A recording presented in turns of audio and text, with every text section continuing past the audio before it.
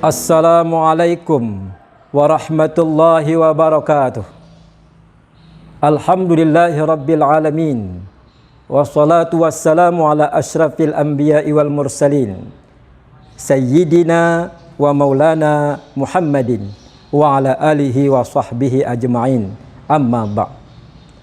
Para Dewan Hakim yang arif dan bijaksana, hadirin sebangsa dan setanah air yang kami banggakan, alhamdulillah, segala puji hanya milik Allah, penguasa alam sejagat raya, yang menegakkan langit tanpa tiang, menciptakan bumi tanpa pondasi, memberikan segala kesempurnaan, segala kekuatan, dan memberikan segala fasilitas buat manusia di alam ini.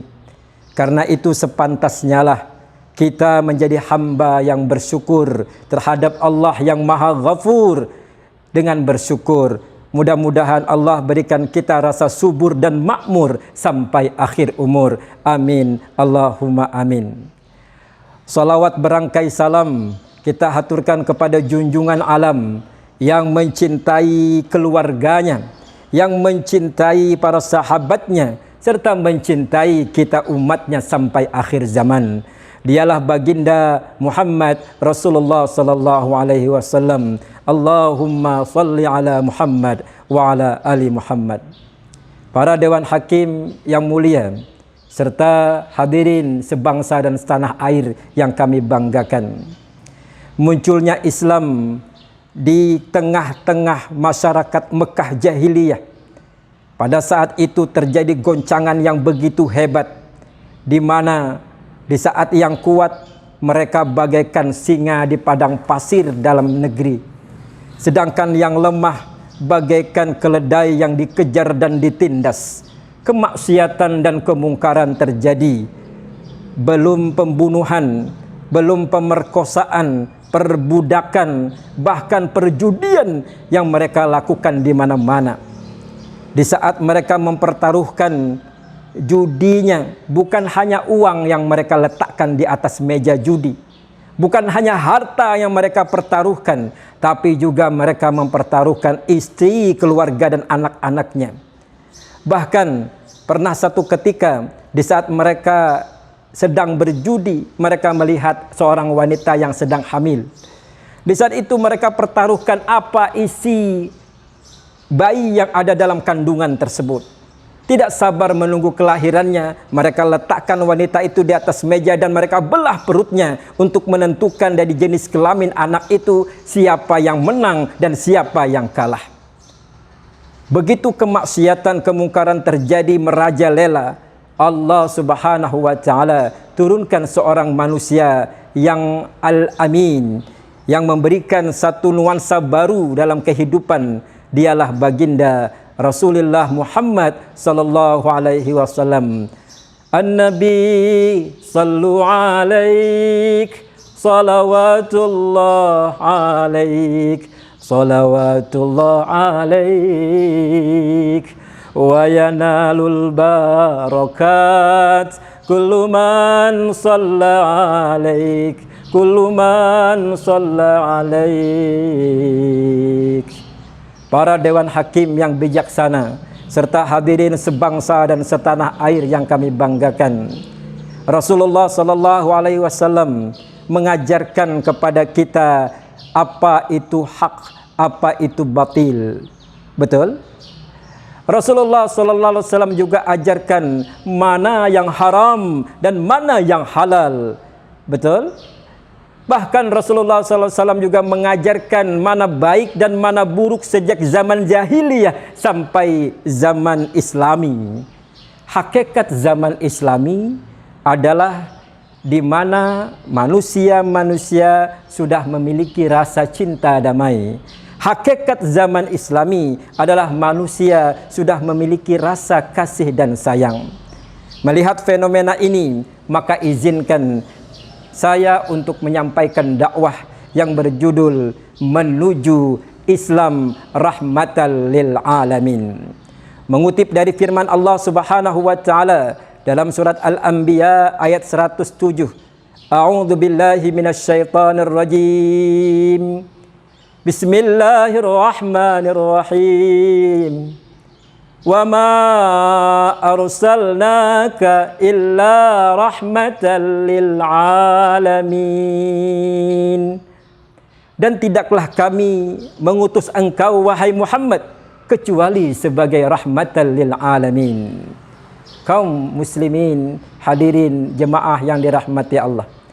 Menurut Imam Ibnu Mansur, secara harfiah Ar-Rahman adalah kelembutan yang dibalut dengan rasa iba, kelembutan yang dibalut dengan rasa cinta, kelembutan yang dibalut dengan rasa kasih dan sayang.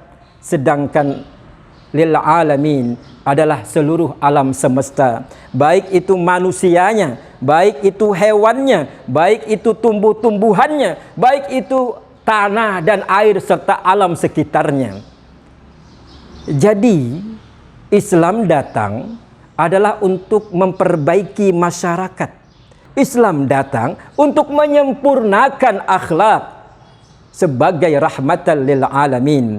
Rasulullah sallallahu alaihi wasallam bersabda, "Innama bu'istu li utammi makarimal akhlak." Tidaklah aku diutus oleh Allah Subhanahu wa taala kecuali untuk menyempurnakan akhlak.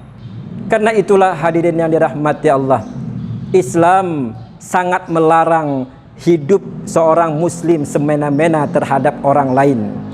Islam mengajarkan agar kita tidak hidup untuk berlaku semaunya terhadap makhluk-makhluk yang lain. Khairun nas anfa'uhum linnas. Yang terbaik di antara kamu adalah yang banyak manfaat bagi orang lain. Hadirin yang dirahmati Allah, kemanfaatan seorang muslim bukan hanya diberikan kepada sesama muslim saja, tetapi kemanfaatan seorang muslim, dia bisa menjadi manfaat bagi orang lain seperti non-muslim. Kemanfaatan seorang muslim juga bisa bermanfaat dirinya kepada hewan, kepada makhluk-makhluk Allah yang lain, tumbuh-tumbuhan, bahkan tanah dan air sekalian. Kita lihat Rasulullah SAW pernah mengajarkan di mana kita untuk menghemat air. Jangan mengotori air walaupun di air yang mengalir. Bahkan keafdalan daripada wudhu seseorang di saat ia ingin melakukan sholat adalah dengan menggunakan sedikit air, bukan dengan air yang boros dan banyak.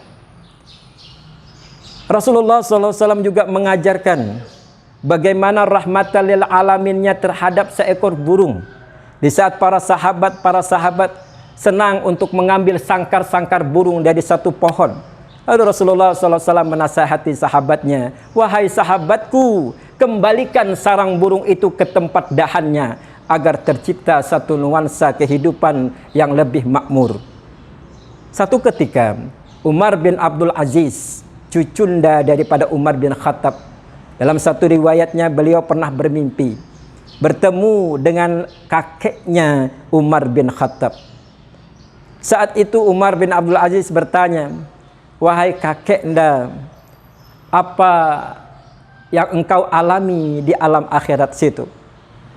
Bagaimana perlakuan Allah Subhanahu wa taala terhadap engkau?" Maka Umar bin Khattab mengatakan, "Wahai cucunda, Allah Subhanahu wa taala memberikan aku rahmatnya. Asbab rahmat itulah maka aku dimuliakan oleh Allah Subhanahu wa taala." Maka Umar bin Abdul Aziz bertanya lagi, "Wahai Amirul Mukminin, bukankah engkau adalah pemimpin yang adil? Bukankah engkau adalah seorang yang begitu alim? Engkau bahkan dekat dengan baginda Rasulullah sallallahu alaihi wasallam. Lalu apa rahmatnya Allah Subhanahu wa taala berikan sehingga engkau dimuliakan?" Maka Umar bin Khattab berkata, "Wahai cucunda, di saat itu aku pernah melihat seekor burung ditangkap oleh seorang anak-anak.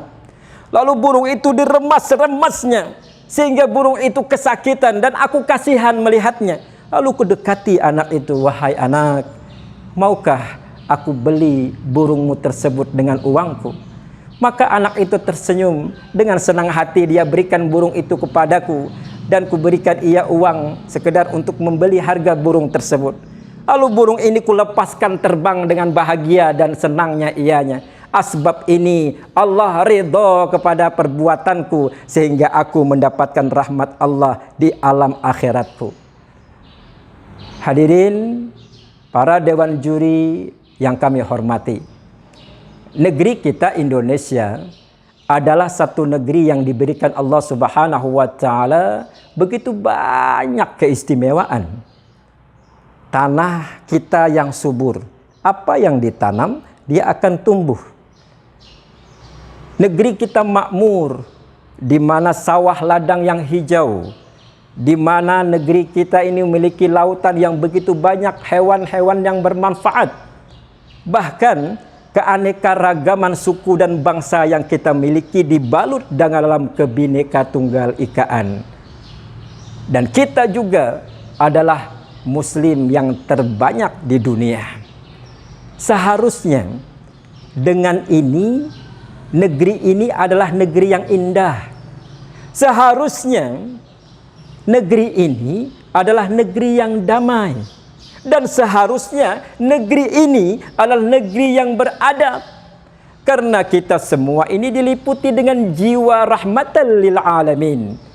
Tetapi hadirin yang dirahmati Allah, sayang seribu sayang, kenyataan yang setiap hari kita dengar, fakta yang setiap hari kita lihat, berita yang hari ini menyakitkan dan menyedihkan, mulai dari anak-anak yang melakukan pencabulan, remaja-remaja yang melakukan tawuran, minuman dan judi jadi kebanggaan, membunuh serta mutilasi menjadi perlakuan. Belum judi yang besar-besaran, atasan menganggap bawahan seperti sampah beterbangan. Lalu di mana letak rahmatan lil alamin yang selama ini diajarkan? Hadirin yang dirahmati Allah, melihat fenomena dan hal seperti ini, siapa yang harus kita salahkan? Mengapa ini bisa terjadi? Ternyata jawabannya adalah kita sebagai muslim kurang untuk memahami apa isi daripada kebenaran Islam tersebut. Kita belum mengkaji dan belum mendalami serta menghayati akan bagaimana kedudukan Islam dalam kehidupan kita.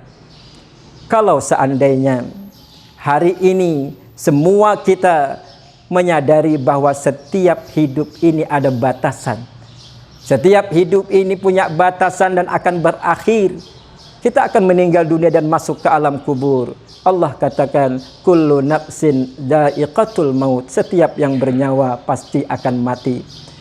Kalau kita juga menyadari bahwa setiap perbuatan akan diperhitungkan, setiap amalan akan menjadi persaksian. Famay ya'mal mithqala dzarratin khairan yarah wa may ya'mal mithqala dzarratin syarran yarah. Barang siapa yang berbuat sebuah kebaikan maka akan dinampakkan, berbuat kemaksiatan akan juga dinampakkan walaupun hanya sebesar zarah. Menyadari akan hal ini, maka akan muncullah kesadaran kita bahwa kita sebagai umat manusia harus menjadi rahmatan lil alamin.